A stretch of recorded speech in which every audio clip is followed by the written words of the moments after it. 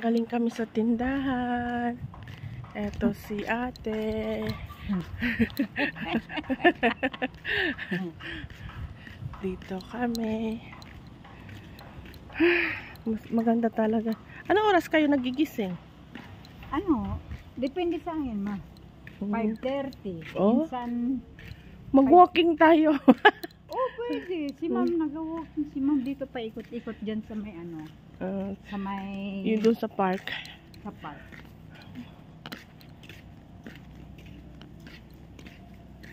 Maaga man ako magising. Pero hindi lang akong lumalabas. Kasi malamig ang hangin.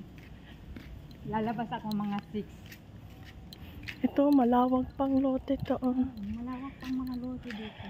Hanggang doon sa dito. Malawak.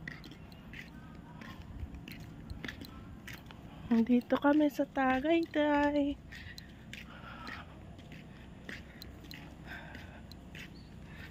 Hingal.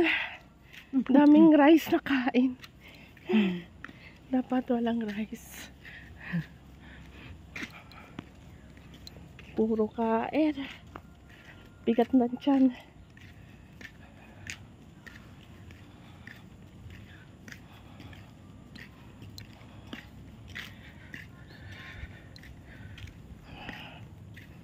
Ito magulay kaya yan, ma'am. Yung bulaklak.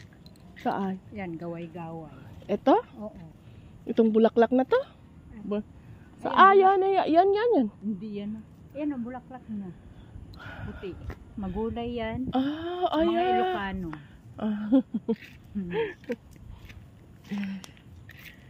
Magulay yan. Iba kasi ang Tagalog.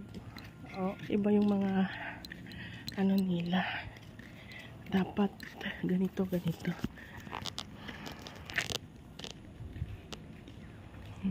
Yung mga tabi ng talahiban. Makatakot kaya yan kung gabi.